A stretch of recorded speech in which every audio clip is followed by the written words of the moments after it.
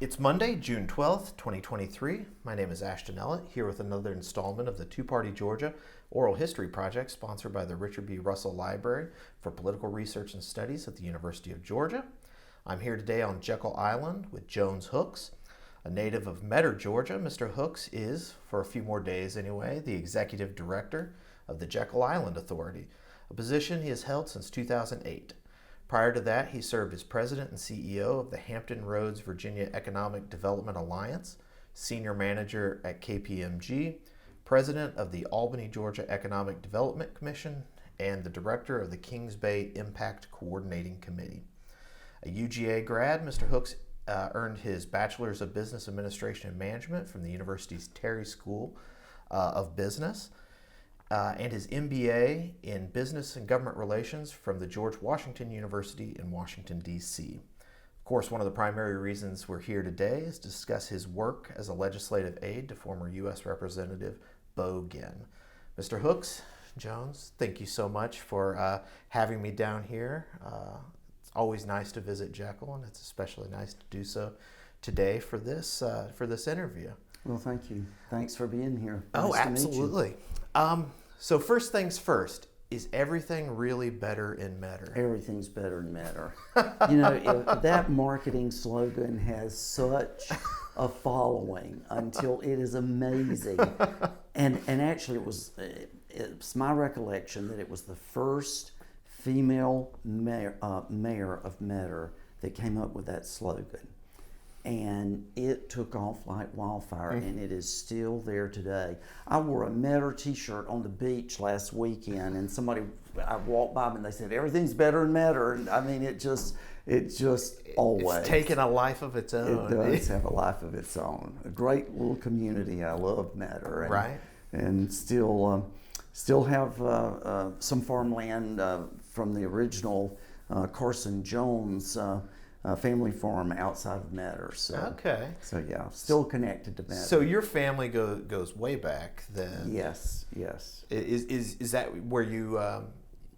Your mother and father from Metter? Tell me about that. Tell me about growing up. My mother there. was from Metter, and she was a Jones, and my father was from Emanuel County, a little town called Lexi in Emanuel County. I don't think Lexi still exists actually, but it was on Highway 1, and he was obviously a Hooks, and so anyway, he both of them eventually, once they married, became funeral directors in Metter, and my father was always involved in politics, or at least wanted to be involved in politics, usually more behind the scenes than forefront. But when Bo Ginn ran for Congress, my father had known him through Herman Talmadge's office, and he knew that he was going to be very vocal about supporting Bo, and so that he did. So he'd known Bo from his time as AA in Senator Talmadge's office. Okay. So with your father being so interested in politics and like you said, involved behind the scenes, what are some of your earliest memories of politics growing up there in Metter? Well, I remember in like the 6th grade going to rallies when Carl Sanders was running for governor. My dad had known him at the University of Georgia. Oh, okay. And so he was supporting him. And I remember going to rallies and passing out fans, which you don't do today. No. But and so we were active way back in the early days. I mean, as young kids, we would do things like that. So yeah, I always had this interest in politics, and it was mainly through my father, and so I know that he and I would always stay up every time there was a national political convention. whether it was Republican or Democratic, we would stay up and watch the whole thing. And so to this day, when there's a national convention, you can imagine that I'm going to be there in front of the TV watching this convention. And my wife thinks I'm totally crazy. She goes, "Why are you watching that?" And so, but it's just one of those things that's kind of in your blood, right? And you just want to see how the jockeying takes place. So. Yeah. And as a result of the involvement there, obviously, then I was involved with Bo's campaign as well, and you know, a young voter for sure at that point, but very definitely went to very different rallies and that sort of thing, and then after Bo was elected, one of the things he said to me was, he said, I want you to be my first intern." And so you would have still been at UGA, yeah, at this time. Yeah. Okay. And of course, most of that campaign, I suppose, took place like maybe the summer before. Let's see, help me with that. Because he's running against Ellett Hagen. Yes, Ellett so that Hagen. would have been, qualifying would have been April. Campaign would have, it would have been in the primary. So the primary back then was September. Probably so. I feel like it was September. The only Julys were back more in the 40s. So it would have been September. So that would have been the year of September of 72.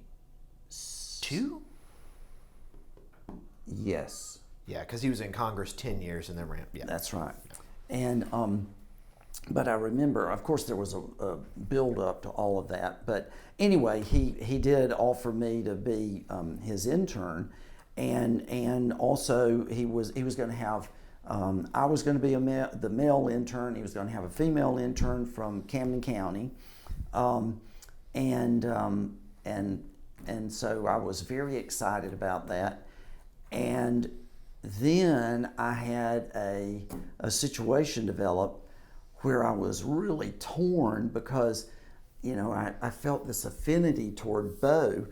And obviously he was a Democrat and my father was a Democrat. And of course that was the earlier Democratic Party in Georgia, which Sure. is not the same today.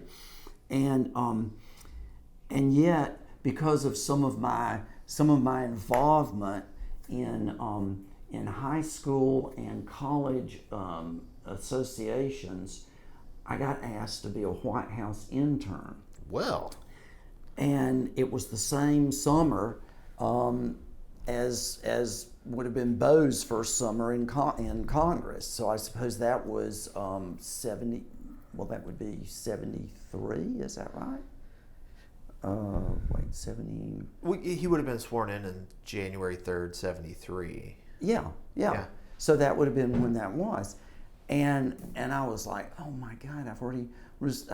How did you get tied in with Richard Nixon's White House? Well, and that was it. I became the only quote Democrat intern at the White House that summer. Okay. And I suppose it was just they needed at least to have one voice from another. It's that Southern strategy. Maybe so. You were the linchpin. And so anyway, I went to Bo. I said, Bo, what do I do about this? And he looked at me. He said, you have no choice. You have to go to the White House. That won't come. You can be my intern next summer. And so that was the best of all possible worlds to know that I was going to do that then the next summer. And so that's what ended up happening. So what'd you do at the White House? What was your... I actually was in the Office of Presidential Papers.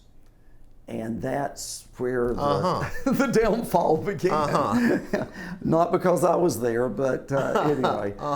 So it was an interesting summer, to say the least. So, well, I can't leave that. What exactly were you... I assume... they sent the presidential records, which at that time weren't necessarily presidential records, but would be presidential records. Right. This is all very timely. Right. Conversation if we've been following the news. So I assume that was your job, was just compiling, filing, and Yeah, I mean, really glamorous stuff. When we were in the office, we were doing glamorous stuff, like you're saying. But when we were, most of the summer, there was an extensive itinerary every day of different meetings with different cabinet officials and different governmental officials representing, agencies like the Red Cross or whatever, and you would have these special audiences with these folks. It was a tremendous summer. It really was, and we did things like we passed out American flags and Iranian flags because there was a White House welcome state ceremony. So the Shah was there. Yes, Wow. and I still have those flags, and I'm like, Wow. can you believe that? And then we also the Emperor of Japan was there, and so we were. That was one of the things the White House interns did, was we were passing out the flags for those official ceremonies. And then we got invited to like the Chinese embassy, and we did we did other things. The like intern that. circuit, the free meal circuit. It was the intern circuit, but it was very, very controlled. It was very small always, the different audiences that we had. So it was quite a summer. It really was. And we got invited to, upstairs in the residential quarters at the White House, and we actually saw a movie in the White House theater, and did a lot of things like that. That you go, you're sitting there and you go, I'm from Metter, Georgia. Pinch me. Is this really happening? I'm sitting next to Julie Nixon Eisenhower. What is this about? So did you get to meet President Nixon? Oh yeah. What was he like? I have a picture in my office actually. So. What was he like? It was our meeting with him. It was like all business. Sure. It was like all business, and yet very friendly toward the interns. Sure. and even with everything that was going on in Washington, none of that was discussed. It was all. But just, you were aware of all the totally. churn, and you were reading totally. What's their face? Their names just escaped. The Washington Post. Oh. I'm like, all I Yes. think of is Robert Redford and Dustin Hoffman. Yes. Oh my gosh. Ew, this is embarrassing. The publisher. What is her name? Kitty Graham was the publisher. Yeah. And Yeah. Anyway. Yes. Anyway.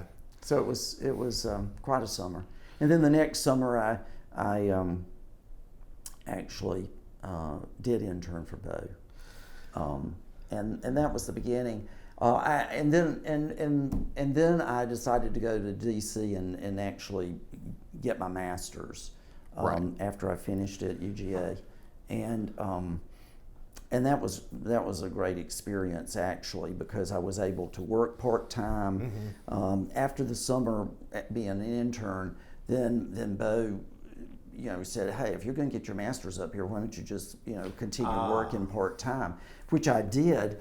And at that point we were in the Cannon House office building on the top floor, because everything was based on seniority, of course. So you start out the fifth floor of the Cannon building. And at that time, it was way before computers, and you had what you called a mag card machine. And that was the way that when you would there would be an issue that would have 300 people writing in about some piece of legislation, and you wanted the same letter sent to all of them. It was a machine that was basically a typewriter that you fed a card into, and it would type out the same letter over and over, but you could personalize the address. And so at night after class and all, I would go up there, and of course the office was closed, and I would sit there and I would run mag card letters for hours for them to then process or sign, have the congressman sign the next day, because he did sign all of his mail. He didn't have a an electric pen or anything. And, the auto pen. There was no auto pen and no computer signature at that time. And Bo was very good about always wanting to personalize letters. Right. And by personalizing, if he would underline something or write on an extra little note there, then he had made the statement before to me that lets the constituent know they're hearing from me, and that's carried on throughout my career. Mm-hmm. There are little things that he did like that I have that I just adopted and just kept with me throughout. Yeah. I still sign letters like that. I underline things. I write little notes. And my assistant will say, well, you already said thank you in the body of the letter. And I said, I know, but it could be anybody writing that. If I write thank you there, then it means, okay, he really saw it. Well, there you go. And meant it. So anyway, little things like that, I certainly am glad that I was able to adopt. Well, just taking a step back, Bob Woodward and Carl Bernstein were the Washington Post report. Yes, they remember were. all these details. I can't remember Woodward and Bernstein. Well, that and was Watergate and right.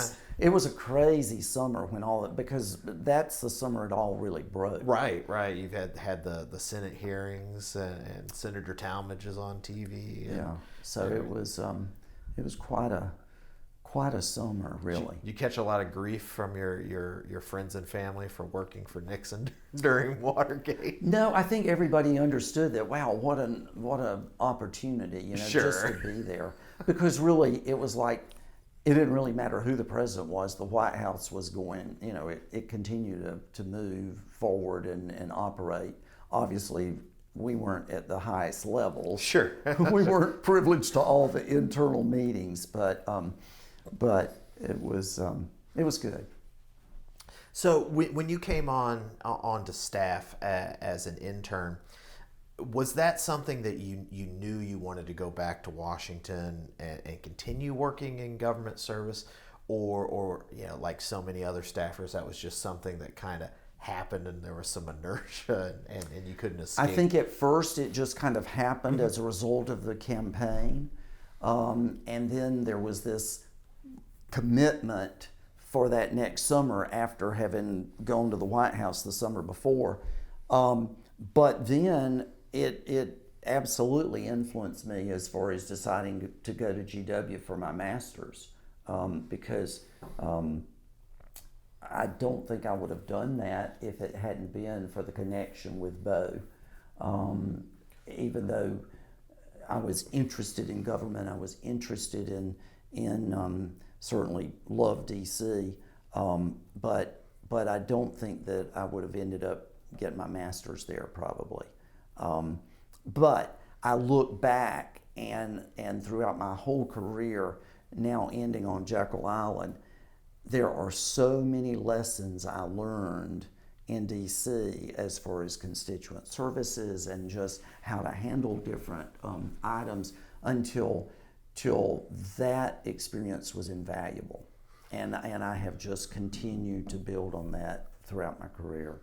So you had probably somewhat more direct contact with the member than a lot of interns and staffers would have because of your father's relationship with the congressman. But who else was working in the office while you were there? Who was chief of staff? Who did you report to? Things like that. Okay. Bob Hurt was chief of staff.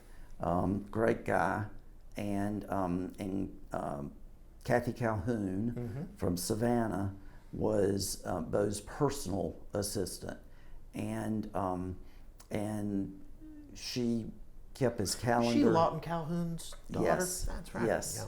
And Savannah Sugar Refinery. We still stay in touch, and Bob Hurt and I still stay in touch.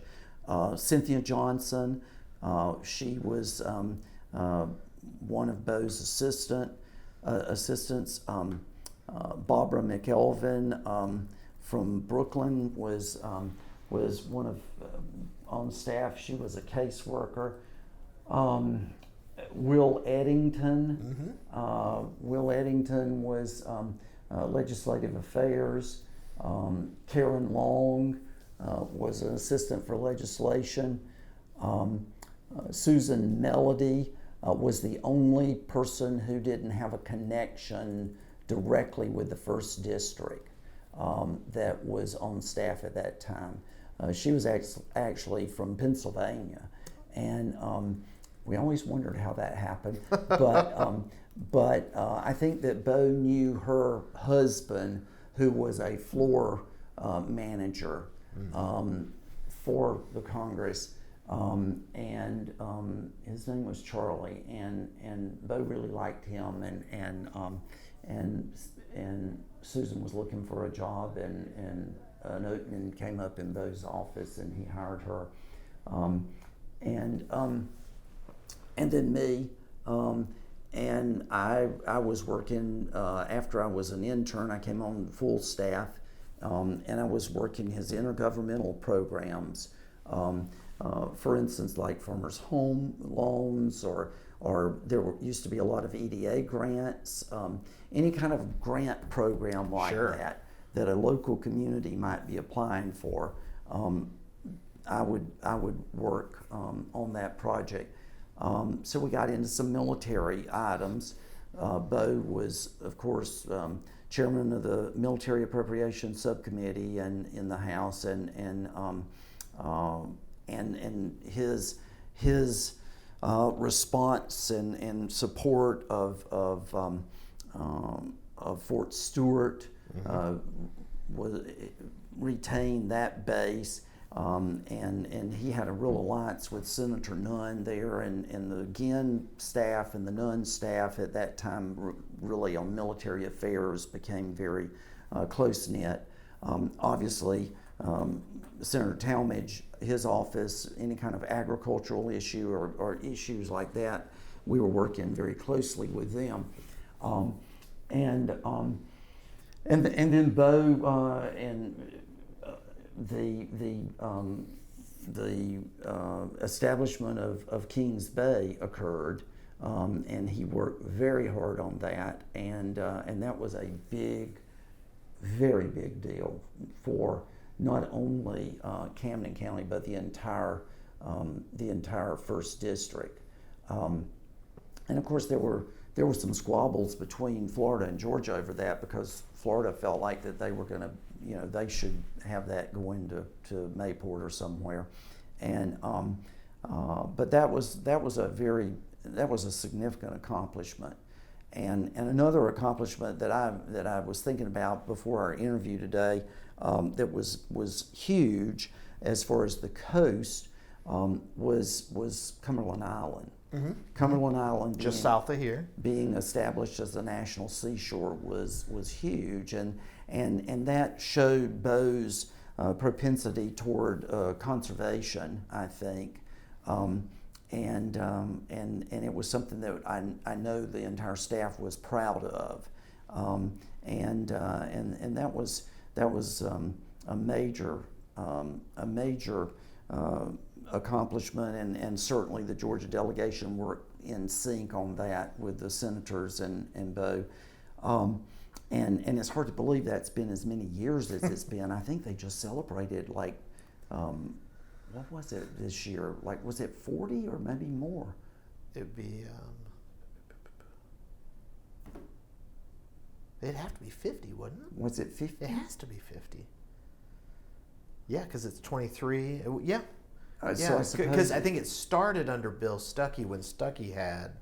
But then the actual designation. And then the actual occurred. designation was after reapportionment and redistricting, which moved the 1st all the way to the coast, because it used to be the 8th had some of the coast as well. Right.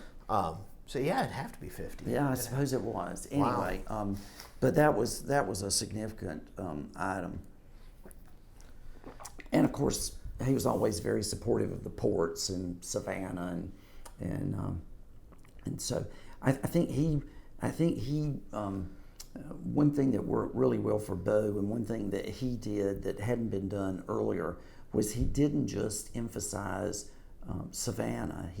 He certainly was attuned to Savannah, but he also then he embraced Brunswick and Glenn County. Mm-hmm. And I think that really, taking those two areas as and embracing them really cemented his base for elections of the future. And of course, Bo was a congressman that was always home on the weekends. He was always home, and he was always going to family reunions and church gatherings and civic club gatherings and parades. And I mean, he was a real was he a ribbon cutter for those programs and things that you were working on? Totally, and so he was just always present for those, no matter how small it might be or how large it was. Sure. And so people really began to count on him being there for those events.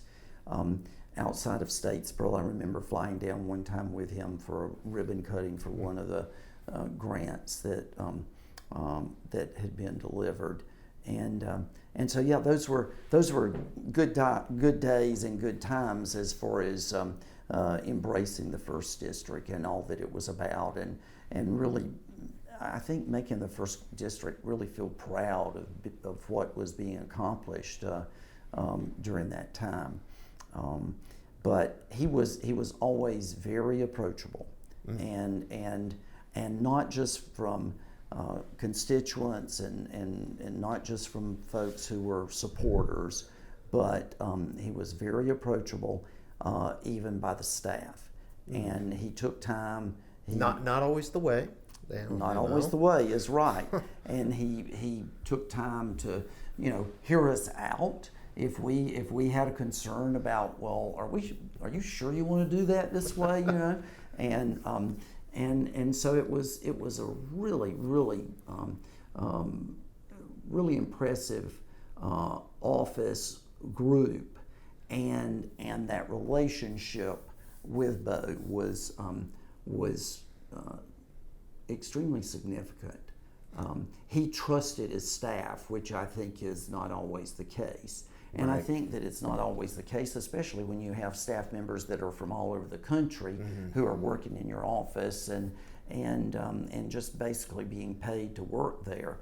Whereas whenever you have people who are from the congressional district and they know where Guyton is, and they know the other little towns of the district, and they know what they're hearing when they go home, and right. what their family, grandma and grandpa and call friends them. are saying. Yeah, I think that it really makes a big difference. Yeah. So tell me, what would be, not that there's a typical day, even as a congressional staffer, but what would a typical average day at work for you, what would that have been like?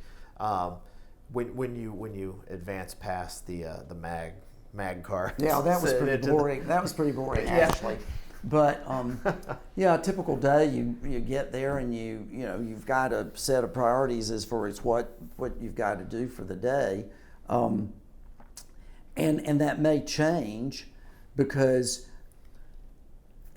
Bo was so gracious that if it turned out that somebody from the first district showed up and they were even unannounced, I mean, if he wasn't expecting them and he was over on the House floor, then it may be that, Cynthia might call me and say, hey, Jones, you know your way over, you know where the Lincoln catapult is. Can you go over there and give a little tour of for this family from Savannah, something like that. Because I had, as a result of working there, I had begun to really know my way around. Sure. And I knew as I said earlier, from the attic of the Cannon Building all the way to the basement of the Capitol. And of course, at that time, the restrictions were not near like they are today as far as going. So you really got to know those tunnels. Oh, absolutely. I knew the tunnels. I still get lost. And so, I might take somebody down and say to them, hey, it's the cafeteria is going to be really packed right now, or the dining room in the Senate or the House. Why don't we go here to the Cannon carry out? They have great egg salad sandwiches, you know, and so those little things you begin to know, and you take care of them, and you show people around. So every day was a little different, Yeah. no doubt. And it could be that, you know, you're working on something, like I might have been working on an EDA grant or something, and talking to whomever within EDA on the phone, and then suddenly, you know, there's another issue, because it was a common staff. The main staff room was a common room with that would be, today we describe it with different cubicles, but then it was different desks, and so, you know, if there was something that the case folks were having issues with, they might say, "Hey, everybody, how do you tell me about this? Anybody know anything about this?" And so there was a real camaraderie there, and we were all working together because we were all, you know, working for Bo, and we all respected him highly. There were days, though, when you remember just crazy things. We had advanced to the point, I remember before I left there, that we were in the Rabin House office building. The office had been moved over based on seniority, and one day there were all these whistles blowing outside the window, and my desk was right out the window there, and it was just like continuing, and I thought, what in the is going on? So I actually called the Capitol Police, and I said, "This is Jones Hooks in Congressman Ginn's office. Can you tell me why we have such whistleblowing, nonstop whistleblowing outside our window?" And the joke was that there was some very important motorcade that was coming through, and they were closing off all the different the streets, and Right. and the person who answered said, "Well, I don't remember if it was a presidential or not, but there's this motorcade." And I went, "Oh, never mind, thank you." I mean, We're good. all I needed was an answer, you know, because it was like we were all talking about that. But one thing I do remember too that I think is very different today, that I think is very sad. We had good relations even with other parties, with congressmen, with their offices from other that were of other parties, and that doesn't seem to be the case today. There seems to be such a chasm, such a separation in all regard, and to me, that's one thing that was really different back in the day. Whether it was all the staff getting together to play baseball in the afternoon after hours, or, you know, and there would be people from all over. I mean, they weren't just Democratic, you know, congressmen that we were associating with at that time, but there was just a real camaraderie there, because you were on Capitol Hill. You felt like you were called to be, you were in government service. You were really trying to do something for your country, you know, and for your boss. And I'm not sure that it's that way today. Everything I see on TV is just very, very different than that. And that's bothersome. I mean, you hear tales of folks that won't even ride elevators with other folks, you know, because of party differences, and I just don't remember anything like that. Right. I know there were differences. I know there were arguments. I know there were you know, certainly different positions, but I just don't think it was as severe as it seems to be today. Do you remember, of course, for the most of your time there would have only been, I guess Ben Blackburn would have been a Republican congressman for at least a couple of years while you were there, because he lost in 74, was gone in 75. And then Newt Gingrich, of course, Newt Gingrich, right. came in 79. Right. So do you remember working with any of their obviously these are different districts, one in Metro Atlanta and one in West Georgia, but do you have any recollections of working with Republican colleagues in Yes, Georgia? I do remember that there would be discussions about issues that were important to the state of Georgia, and usually Bob, as chief of staff, may be the one that led those Sure. The outreach there. But indeed there were those conversations, and there were good relations between the chiefs of staff within those various offices. And I think it was because there was always this idea that you were working for the common good, and so that was important. Another nuts and bolts question. You're working on lots of grants and stuff, federal programs for the first district. How would that work with somebody who called, say, Senator Talmadge's office and reached out for something like a grant or Farmers Home Administration? Or how did you then interact if somebody called Senator Nunn's office or Senator Talmadge's office? Would they hand things off to you, or would you work in concert? We would work in tandem, and all according to what it was. Mm-hmm. If it there were some times when we would just basically determine who would take the lead, based on whatever the criteria was, but it was always known, and we were always very quick to make certain that the constituent knew that the other office was involved as well. Mm-hmm. And so we had a lot of back and forth conversation. That was before the day really of email. Sure. And so we were more on the phone pretty constantly with the back and forth. And so that was the way that worked. But yes, a lot of support from the various senatorial offices, and that was another thing. Was if I was working on something and realized that I had no way to determine whether they had reached out to the senators, then I would call over and talk with whoever might be handling that, and just try and find out where they were, so that we weren't duplicating too. Sure.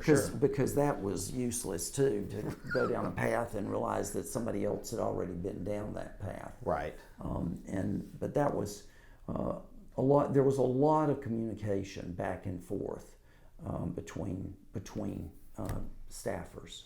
So a lot of folks within a staff, they change roles or take on new responsibilities. Did you stay primarily as intergovernmental relations your entire time on staff? That was kind of the title that I think Bob came up with that title, and because he couldn't still call me Mad Card intern after I got my master's and all, but you did whatever you asked. Sure. I mean, you were talking about tours and stuff. Yeah, I mean.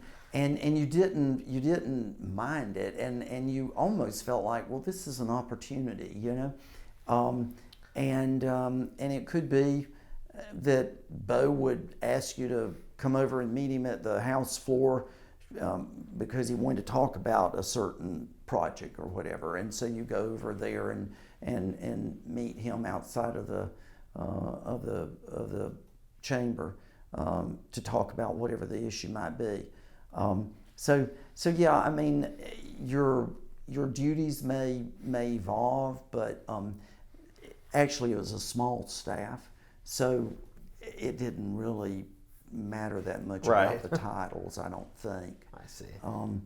But I really began. I suppose one of the things I began to work on too was actually how some of the funding began to flow to the communities as far as military impacts. That began to be a big issue, which would be very important for your very, subsequent very career. Important.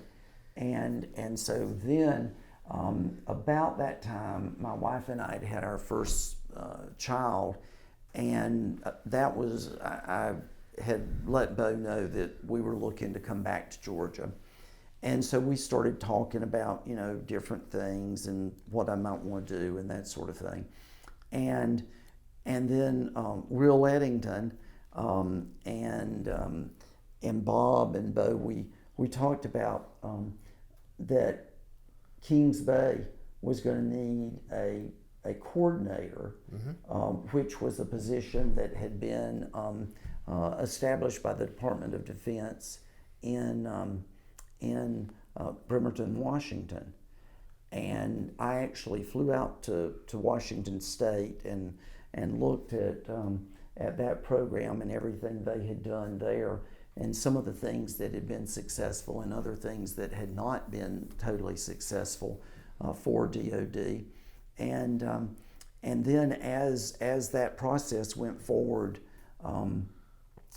in Camden County, Bo had buy-in from Senator Nunn, and basically I suppose that was one of the only jobs that I ever received where I felt like it was like ordained that by a political process that this is who we'd really like to see in this position, kind of thing, and so that happened, and so we then moved to Camden County, my wife and I, and established the Kings Bay Impact Coordinating Committee office. And then I was there for about 6 years. So you were a federal employee during that time. I was actually. Yeah. It was a very I've had very unusual jobs because there's never been, like in this one, I always say there's no National Association of Island Directors. There's nowhere you can go for a convention to know how to. How do they do it in Chincoteague? Yeah, and so actually, what happened was DOD funded monies for the Impact Coordinating Committee, but they funded it to Camden County because they wanted the person to be looked at as a local county type employee. They didn't want it to be that it was the DOD telling the locals what to do. And that was one of the changes that they made actually in the way it worked between Washington State and the state of Georgia, and I think an improvement because I think it did work. We had lots of support from the Navy and DOD, but we were definitely not their employee, and because there were many times when we basically were at odds with DOD because we were pushing them for more impact money than they were perhaps willing to put in their budget. And of course, that's where it became very significant to have Bo Ginn in his position and Sam Nunn in his position so that we would then, go to Washington and make a presentation before their committees and outline here's what's really needed for these schools or for the roads or for recreation or water and sewer, whatever it was. And we'd say, it's going to cost, at that time it may have been a $9 million list, and the Navy may have been looking, or DOD may have been looking to include in their budget like maybe $3.5 million for it. And so the whole idea was for the local governments not to be strapped as a result of this buildup that was going to occur, because while they certainly embraced it from the standpoint of economic development, they did not have the resources to try and address it. Now, being in Georgia, and Georgia's home to so many different military bases, military defense contracting companies, because of going back to Senator Russell and Congressman Carl Vinson. So was there any work on your part to study how it had been done in other communities in Georgia, like Warner Robins or Fort Stewart or Lockheed over in Well, there had never been Cobb anything done quite like Kings Bay. Okay, And, tell me about that. And because usually like the school system would get a grant right. for those critical defense area grants. For impact funds based on the number of DoD students. Right. Well, that wouldn't cut it in Camden County because there were no facilities, and so you had to start from the ground up. I mean, there was basically nothing in Camden County as far as support facilities. My wife had never lived in a small town, and when we moved to Kingsland, she cried for about 6 months. She was like, what have we done? And when we moved there, I mean, there was like 2 traffic lights in the whole county.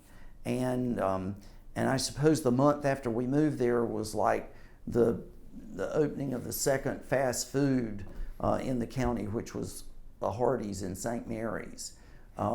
So there was the infrastructure wasn't there. You weren't in Washington D.C. anymore. No, were you? You weren't. You were definitely not. And so the idea was. So you're saying from scratch. There had to be a jump start, and we did most of the planning. So the planning for the impact, the planning of what kind of schools you were going to need, of what kind of water and sewer capacity you were going to need, of what your recreational needs were going to be. All of that planning had to take place because the local government certainly had never had to plan for anything like that. And so the first wave of money wasn't for facilities, it was for planning. Right. And we did lots of planning to start with, which has served me well, many years later. Sure. Now when I get to Jekyll Island, because we have done lots of planning on Jekyll Island because Jekyll is unique, and so we had to do capacity studies, and we of course have done master plans very similarly to what was done in Camden County many years ago, and so there really had not been anything quite like Kings Bay in the state of Georgia, and of course the state was looking at it, and the state was saying, wait a minute. This was a federal decision. We're not going to pour a lot of state money into it. We understand that you've got these issues, Camden County, but we think the federal government should be supporting you. So at times, we were going to Atlanta, but we were also going to D.C. And so at times we were right in the middle of the two, because nobody wants to spend money if they think somebody else is going to spend it. How true. And so that was kind of an interesting situation, which still exists today on Jekyll Island, because if the state feels like we can get money for something we need here from another source, then the state says, hey, don't look at us. So yeah, Camden County was unique in that funding, in the way it was set up, in the mechanism. And that's the reason that the real example was not found at the other Georgia military bases, but instead we had to go all the way out to Kitsap County and Washington State to see what had happened out there in Bangor for that base, because that was the beginning of the first time that DoD had actually done impact funding in the manner that it was being considered for Kings Bay, in that it was upfront money. It wasn't based on after students were in schools saying, okay, you get this extra proactive $1,000 instead of reactive. Exactly. So it was a big change in the way that DoD operated. So how long was the planning process for something like that? Well, the planning process was over several years, actually, over 3 or 4 years, Wow. because well, like I said, there had not been any plans, but we also then began to implement, and so parks were beginning to be built, and schools were being built, and water and sewer systems, and new roads. I mean, so the whole the entire infrastructure was beginning to fall into place. So you had plans taking place but you also had some actual execution of those plans taking place while other plans were being developed. So it was a busy time. It was a very busy time.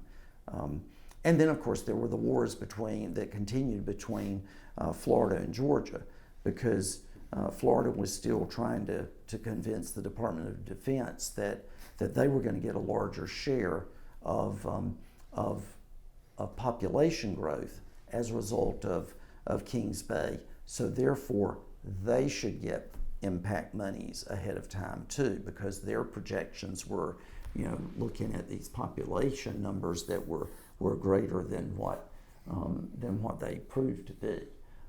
So that was kind of interesting, and because I was not only working with Georgia congressmen, but also Florida congressmen as a result of being the Kings Bay Impact Coordinator. Okay, so you were working across state lines.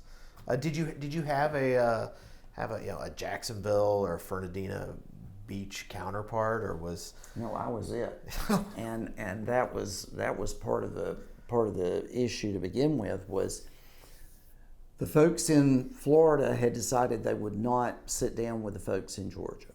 They wanted to have their own operation.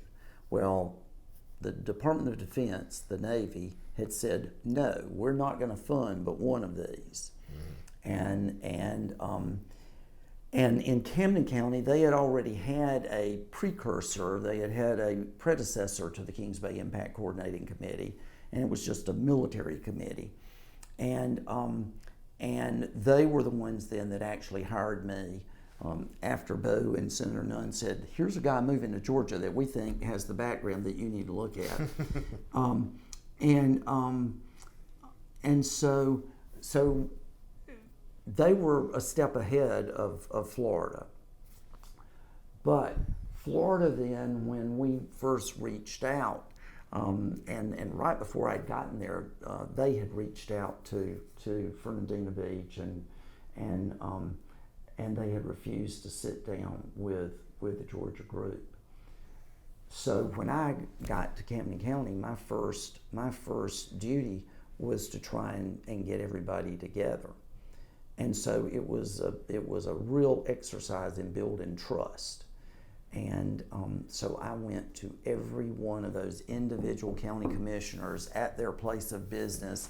Mr. Armstrong had an orange juice fruit stand outside of Fernandina, and Mr. Claxton, he ran a packing house, livestock packing house out in the country, and so those were kind of some of the extremes. There was a banker in Fernandina, but anyway, I went, sat down with them, talked about what we were trying to do, and basically said, give us a chance, give me a chance, because I will not do you wrong. We're going to be looking out for the real impacts. Let's not go off of just all these hocus pocus, fantasy numbers. Let's really look at this and study it and sit down together. And they decided to do it, and we worked then together the entire time.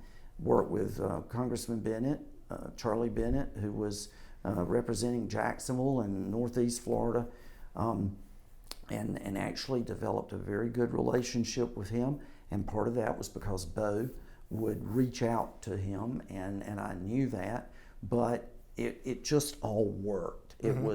It was really a web that was tight knit, but those pieces and those strands just really all came together to make it work.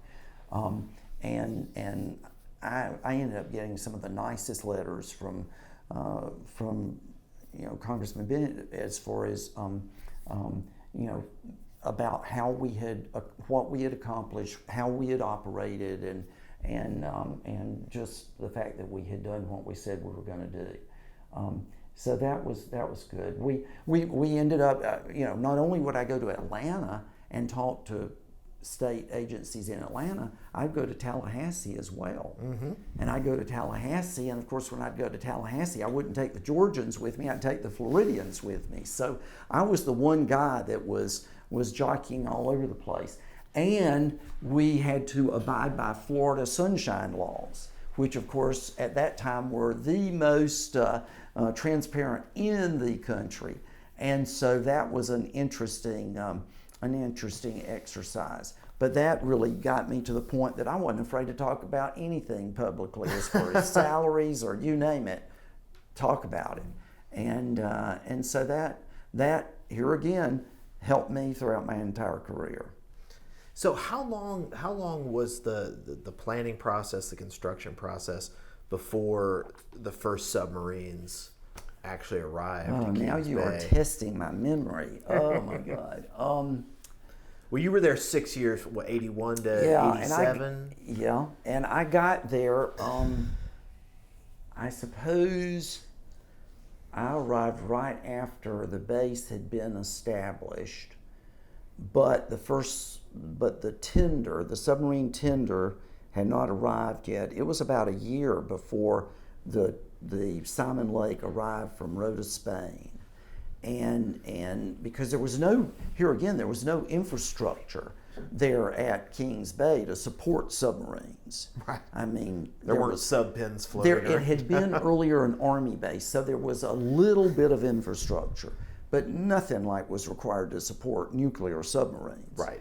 And so this submarine tender was coming from Rota, Spain, which was a big deal when it arrived. And I suppose that was maybe a year or 2 years after I had gotten there. Interesting twist to that, when I worked in Norfolk, we had a boat that on weekends we would go out in the Elizabeth River. And one time we were going down the Elizabeth River, and I looked over there, and there in the mothball area was the Simon Lake. Oh, that's surreal. Isn't that surreal? Right. It was so bizarre. I said to my wife, oh my God, this is just spooky, the way this is just full circle here, you know. Oh, wow. And so anyway, that's just an aside, but it was kind of crazy the way my whole career has gone as far as Virginia and Georgia back and forth. But yeah, the Simon Lake arrived, and then facilities were being built by the Navy, and then in the community we were building as well, and so it's interesting when I go through Camden County now that I see some things that I go, oh, that was good, that worked. And I see other things that I go, wow, that was not in the plan. Such as? Well, I always feel like, because my career after I left there, I had been doing community development, obviously, when I was with Bo, and then right. and then with the Impact Committee. Well, then I evolved into economic development when I left there, and I went to Albany, Dougherty County, and then spent most of my career until coming to Jekyll Island in traditional economic development. And so I would always look back, and I would think about it. And I think that when you have an area that has been so hungry for economic development, that is very difficult to talk about controls. It's very difficult to talk about limiting anything, whether it's an access road, a frontage road. It's very difficult to convince someone to play that card because they're so eager for economic development. Right. And unfortunately, that card can be played, and I think people are beginning to see that more and more today. But back years ago, and even in some communities today, it's very difficult to convince someone that you don't have to do that. You can be a little more restrictive here, and it can give you a better result. And I suppose as my career in economic development evolved, I began to be even more liberal, maybe, in my interpretation of that, because I did feel that we needed to be more concerned about what the ultimate build out was going to look like. Right. And that's why Jekyll has been such a good match for me, because I was able to come in here. It wasn't traditional economic development, but we revitalized Jekyll Island, and we did it also by looking at restricting and managing, so that we retain the character of Jekyll, so that people would come here and they would go, well, there's a new hotel here, but the island is still the same as I remember when I was a kid. And to me, that was very important, not to change the character. And I feel very good about where we've been with that. And you know, we still get assistance. Obviously, even though we don't get state appropriations for operations, I still go to Atlanta a lot for you know, those calls that were like my earlier days to Atlanta or Tallahassee to talk about, you know, funding of some sort, some kind of grant or whatever. And then, you know, when there's an issue like a hurricane or a rock revetment or whatever, and the Corps of Engineers might be involved, we still call in the congressman's office and the senator's offices. So it's, to me, my whole career has been as a result of my involvement with Bo Ginn and you know, first working on those political campaigns that I did when I was a kid. Well, and we'll come back. I want to talk about Jekyll Island, obviously, but you know, I was going through when I was prepping for this interview. I kept coming back to this Yamacraw project that you were working on with KPMG and like the high tech industry, and I was putting it on. It's like looking at it. It's like, here's the Georgia coast. Here's this study of trying to bring high tech industry of the future to Georgia, and it's like you look at all you have to do is pick up the newspaper, and you've got next generation batteries being built going to be built on the coast, and meta factories and everything. So it does seem like all this work that I don't want to give you too much credit solely, of course. Don't do that. but it's interesting that we've reached this point where it does seem to be something of a culmination as you're leaving your professional career of all those individual parts are coming into maybe something of a whole here on the coast. And even the Yamacraw name, and why that name was selected, it wasn't me. I'm not even sure how that evolved from that working group, but it did, and obviously there's a connection there with the coast. But yeah, I was at KPMG, and they needed for that particular project someone to coordinate.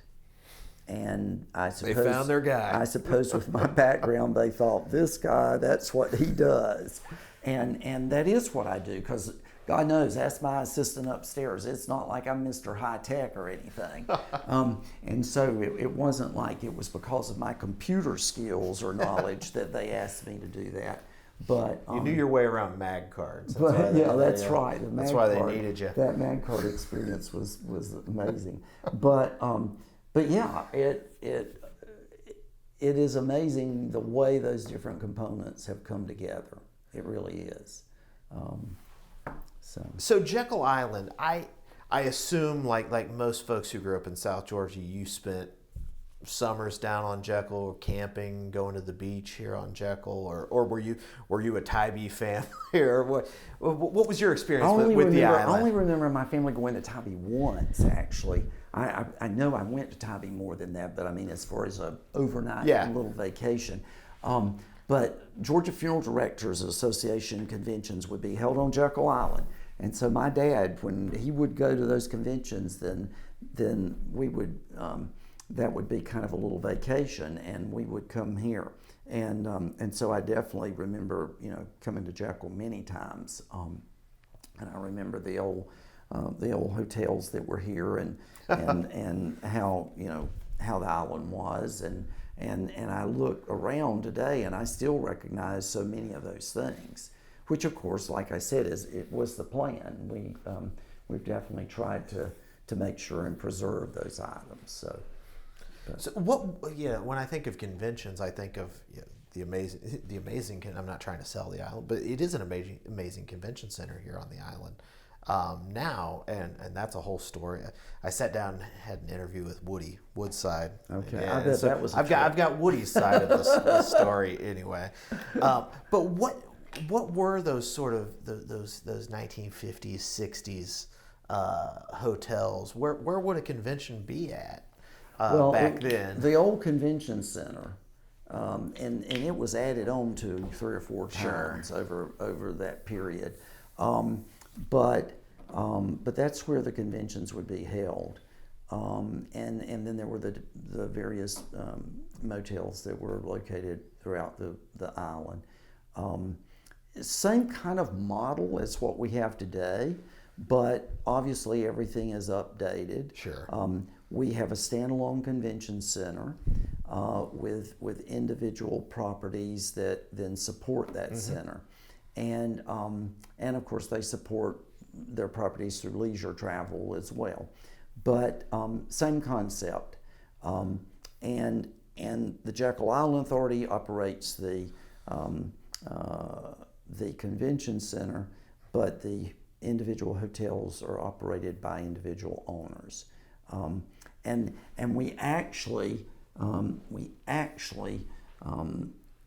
built the convention center and own the convention center and maintain the convention center, but technically we don't operate it.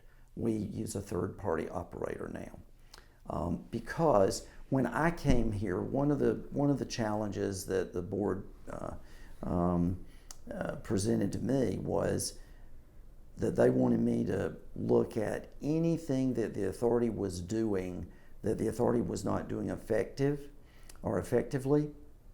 and if there was a way to do it better, then the authority should get out of that business. And because Jekyll does operate like various business units, it's very definitely more of a business model when it comes to our amenities than a governmental model, because we look at the bottom line every month to figure out. So you're like a CEO who reports to your board. The board just happens to be appointed by the governor. Exactly. Most people don't understand that though. But so we, over time, we have gotten out of several things. The first example would have been, we used to operate the only gas station on the island, and we did that because there was no interest by anybody in having a gas station over here.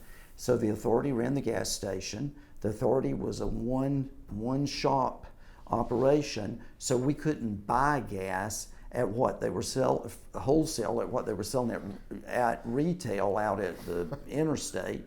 And so nobody bought gas on Jekyll Island unless you were on empty, or you'd buy a gallon to get you to the mainland. Right. And so consequently, we got out of that business. Right. And we put that out to bid and RFP, and then what was Flash Foods, now Circle K, operates the convenience store on Jekyll with the gasoline. We also used to run a couple of restaurants on the island, and that was not a good thing for the authority, because, for instance, if you lost your chef today, while we're a business model, we also are a governmental model. So we couldn't say, if you came in this afternoon and said, "Hey, I'm a great chef, I'm moving here, do you need a chef?" We have to post the job for 30 days. Exactly. We would say, "Oh, well, we have to post that, and you have to wait come at back least and 30 see us." days. And then he's gone, he or she. And so it was terrible. It was a terrible situation. So we finally gotten out of all the restaurant So it was business. almost like it was a company town and it's no longer. You It got was- the town and the company, but But we've divested how much of that happened under your watch in the last 15 years? all of it. As far as the restaurants, we don't operate them anymore. We don't operate Wow, it just seems so old-fashioned to think that would have been going on even into the 21st century. We also, though, the convention center, we used to operate, when I first got here, we operated the convention center. But we did not do a good job at that. Operating meaning everything from Meaning- taking the phone calls to sweeping the floors? Absolutely, Okay. and meaning cooking the meals and serving the food, and so you had all these people that were responsible for when a convention group would come to town, and yet they may not really have that expertise, and as that business has evolved over time and has become more, I suppose, more elaborate and sophisticated, then we weren't there. And so when we built the new convention center, we knew we were going to do an RFP to look at having a company that operates convention centers as their main business to look at operating this. And we've been with the same company now for over 12 years, and today they're known as ASM Global, and so that's a big change, but it was a great change in that no longer are we running around worrying about whether or not their liquor license is expired on December 31st, that sort of thing. Which really happened the first year I was here. And so, your food and beverage man is knocking on your door saying, what are we going to do? Our license is expired. So, and we've got a party and it's New Year's Eve. So those are the kind of things that you say, wait a minute, we don't need to be in this business. We're not any good at this. And I like to think that what we do today, we're good at. And getting, I think we've gotten better at over time because we have an outstanding staff here now. So how did that reshape or resize the workforce, or your workforce for the Jekyll Island Authority? There was a dip there, and which made a lot of sense. I mean, that you just didn't need as many people. But then over time, as revitalization has occurred, and as more people have now returned to Jekyll, then our numbers are back up. They're not as high as they perhaps were earlier. Sure. But we've had to add some positions because obviously you can't take care of the same. You can't use the same number of custodial staff to take care of additional restrooms. You've got to have enough staff to handle the situation. So revitalization, and this is, I'm sure, a very long, complex story, but what you've said is that Jekyll Island doesn't get direct outlays from the state of Georgia. So how then was revitalization funded and planned for and carried out and executed? So the specifics on those outlays is by authorizing legislation. We don't get operational monies from the state. Okay. So we're not a state department. Right. So we're not included in the state's budget every year. But there is nothing that precludes us from being able to apply for a grant or a loan or to seek capital expenditures. Mm-hmm. And through bonds, I assume, or through just forgiveness if the state legislature wants to just grant you money, and so that the state though, right before I was hired, Governor Perdue, he made the decision to revitalize Jekyll. there were three options they were looking at. One would be total privatization. One was to just kind of forget it and let it just continue to operate like it was operating. Well, that would have meant it would have eventually been privatized because it was just going nowhere fast. And I think it was going so far down that somebody would have come back and said, we got to do something about this, let's just sell it. And then the third one was to revitalize it.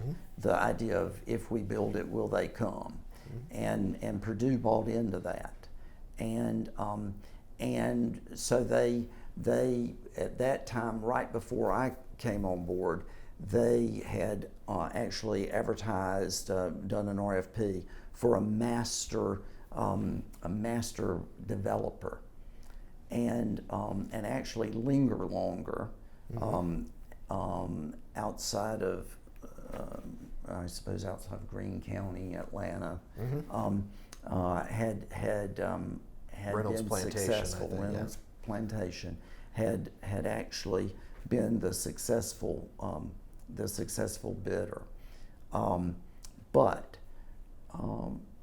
over time, that was 2008. The economy began to tank. Right. Linger longer began to have issues, and the authority began to have questions about whether or not that was the best direction to be going in. And yes, I did have personal questions about that. And so Jekyll would have been, I apologize for cutting, just to clarify. So had this continued, Jekyll would have looked something like Reynolds Lake Oconee.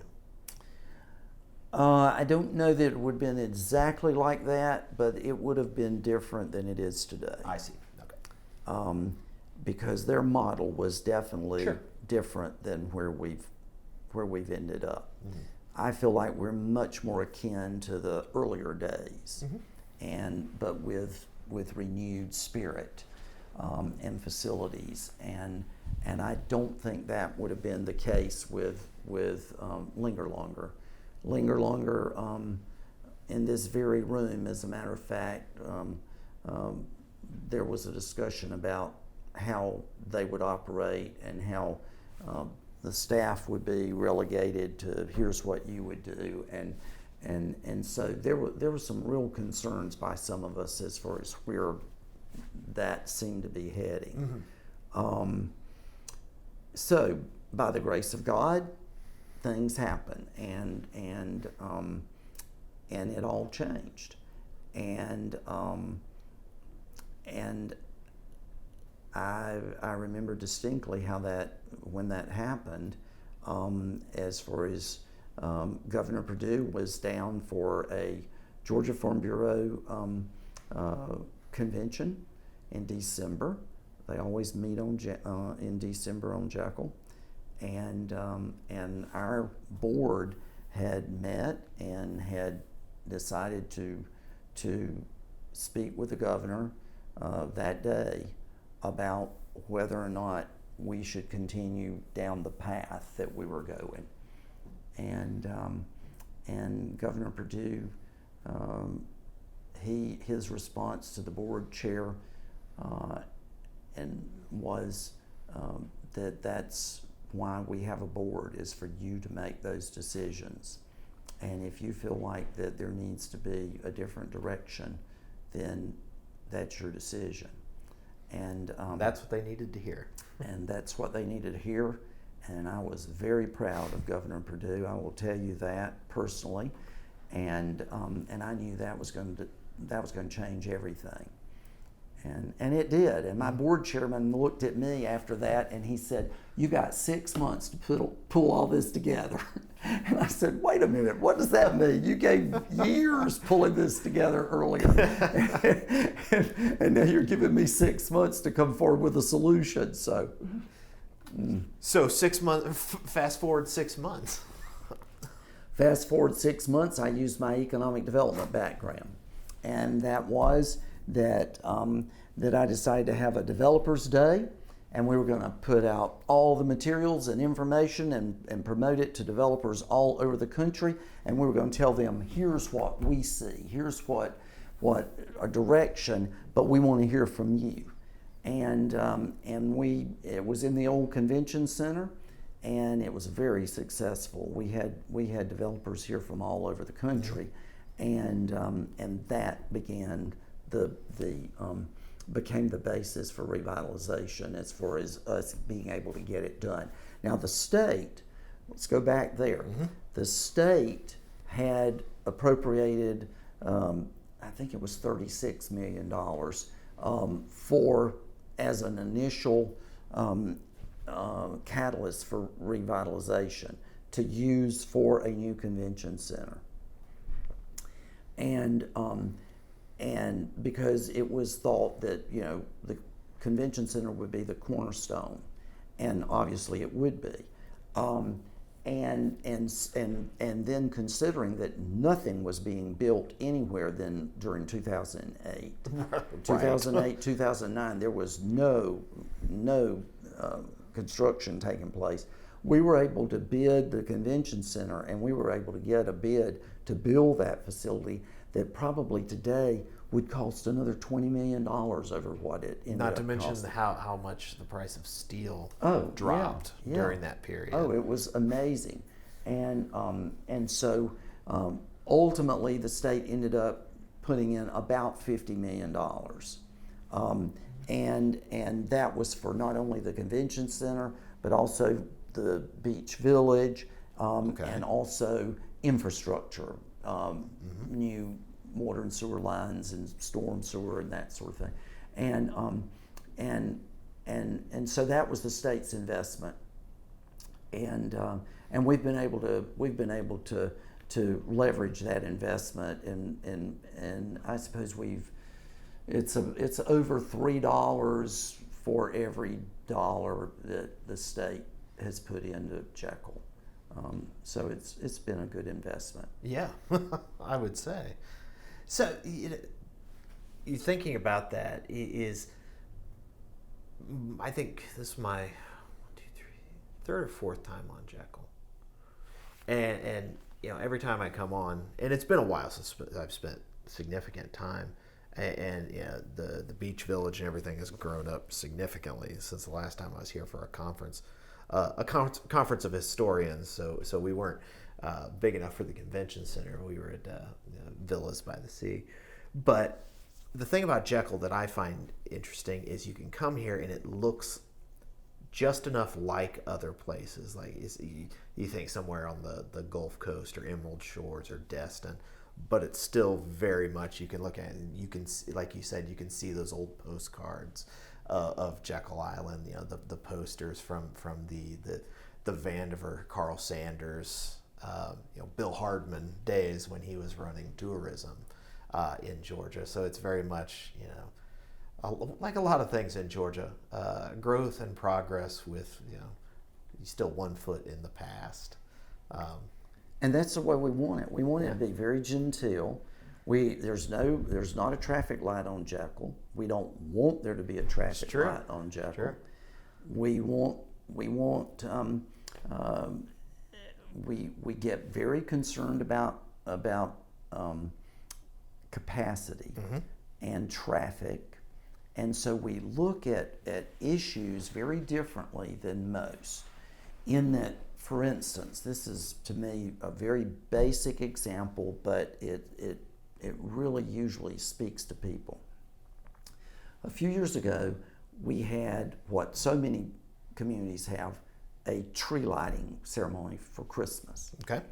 And the last time we did that, we had like 17,000 people show up. That's a lot of people. That's a lot of people. On Jekyll.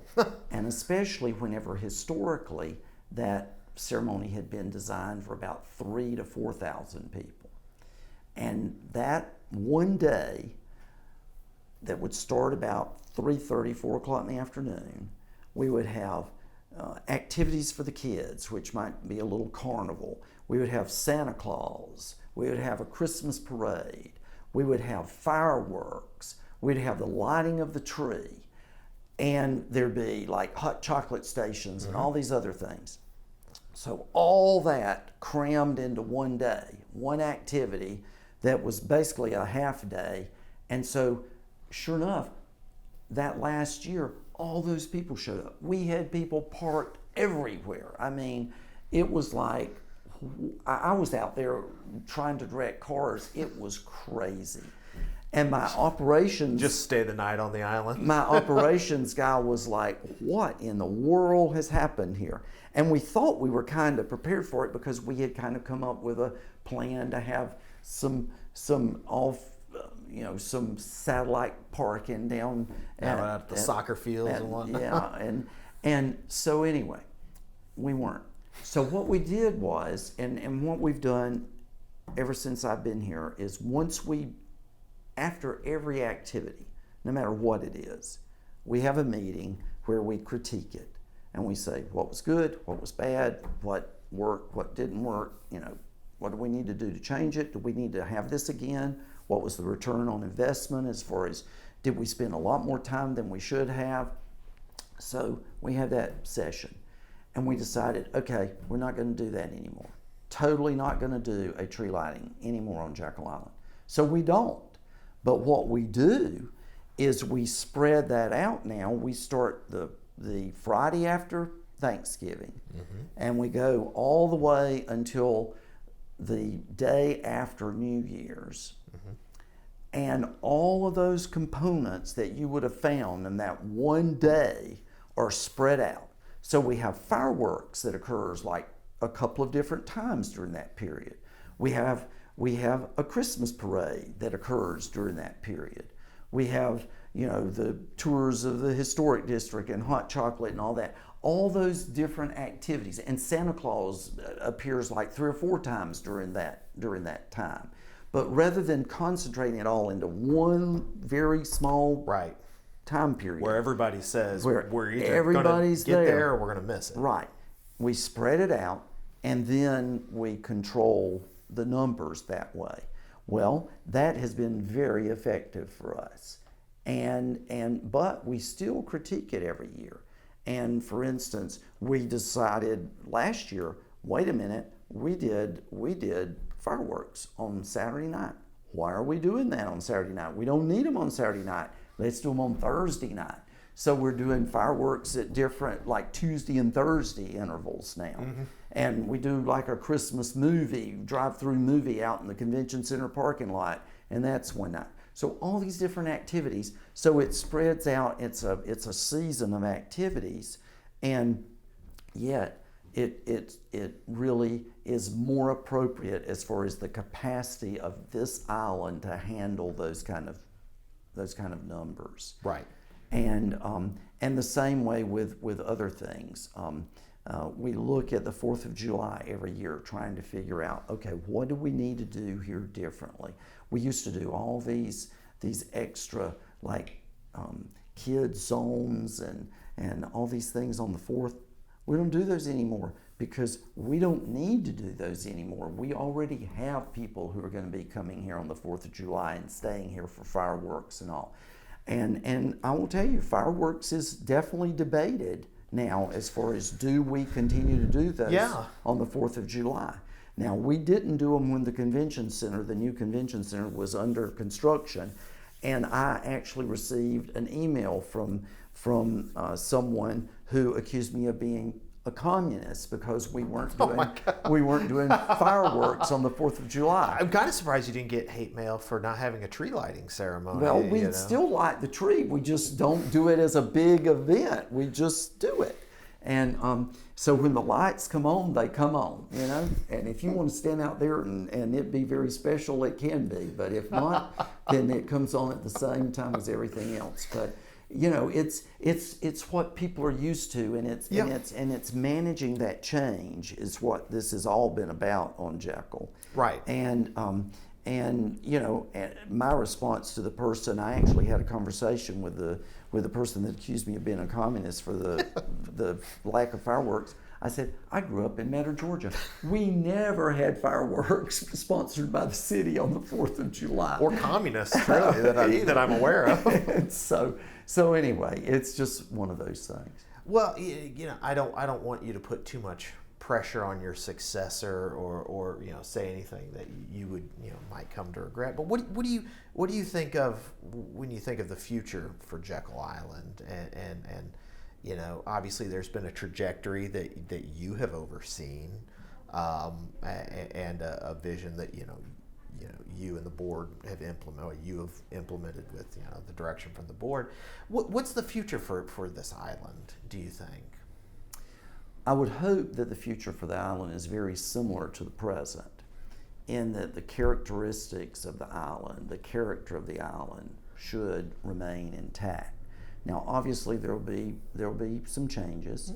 There will be differences. The new administration will do things a little differently, but we have set some things in motion that I think are very important, such as our ordinances have all been revised to look at being a little more restrictive than they used to be. We have one of the most, we have probably the most restrictive tree ordinance in the state on Jekyll. To preserve the oaks, for example. Exactly, absolutely. And this capacity item is huge. So I think my predecessor has to be very concerned about managing numbers in the future. I think we've done a good job of starting down that path, but I think there's going to have to be a little more aggressive behavior there in the future, because if the numbers continue to grow on Jekyll, then you could end up with a situation where you'd have to have a traffic light, and that would be a disaster, I think. And you want people to come here and still feel like they've gone somewhere special. You don't want it to be that they've come and they've just experienced another leisure beach destination. So that's the reason for no high-rises that obstruct the beach view. We've done extra controls on the land along the beach so that those vistas can't be touched without some major legislative changes. Which is saying something, because the Coastal Marshlands Protection Act and is very strict just to begin with here in Georgia. But this is even more strict. And we're even looking at the golf courses and how the board has, we've now the board's passed a green ordinance that will protect about 650 acres on the golf courses on Jekyll Island. And which are at the center of more or less the center of the island. Exactly. And to me, that's very important, because if not, then it could become a condominium development. It could become something that would add traffic, would change the character of the island forever. Right. And so managing numbers will be a challenge in the future. So it's definitely not a traditional economic development facility. It's not. It's not. It is a unique economic development experiment, really. Yeah. And one thing that I just wrote actually to the board as we were putting together the budget for next year, because my budget is the last one. There are going to be challenges in the future because the convention center will max out. Sure. There are only so many days and so much square footage over there, so you can only have so many groups in a year. And when you look at other facilities on Jekyll, like Summer Waves, the water park, there's only so many days that it can operate during the year. And so there's only so much revenue that it can bring in. And there's only so many campsites at the campground.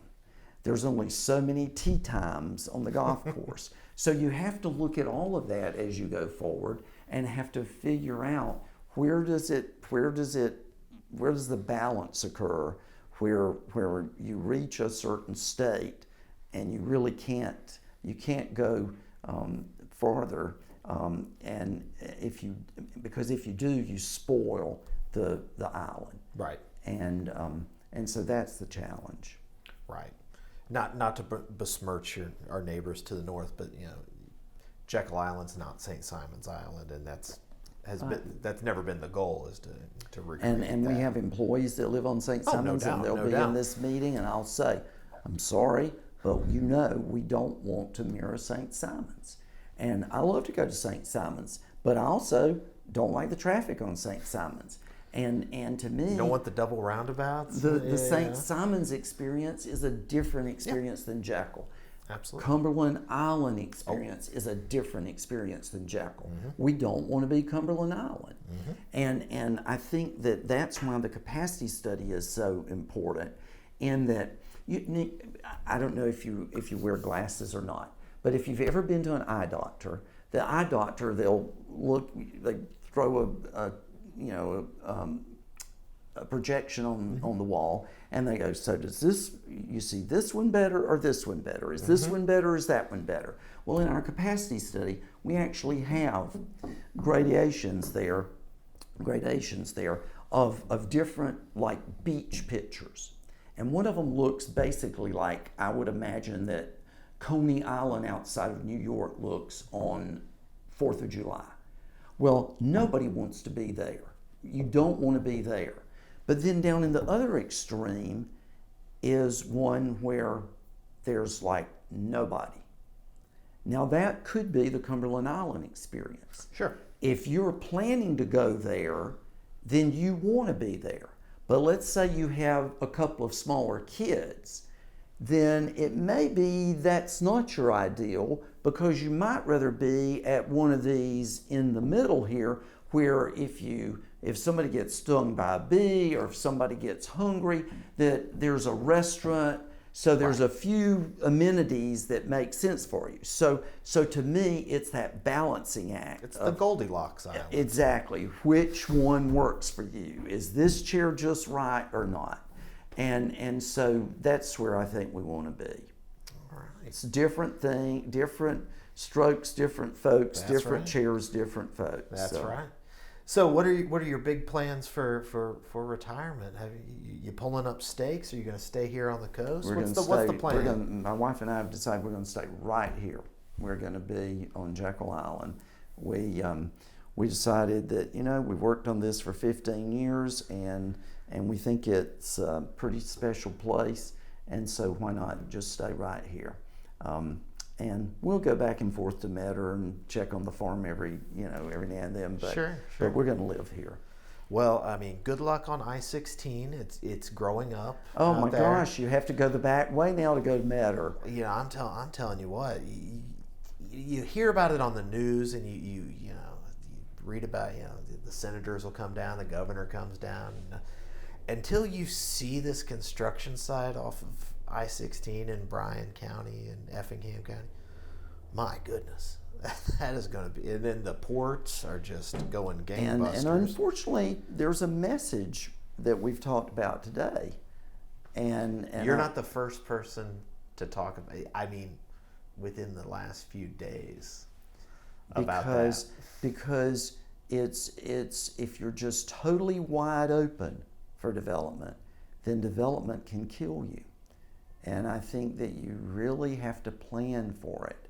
And even on Jekyll Island, we continue to plan. And I think that's very important.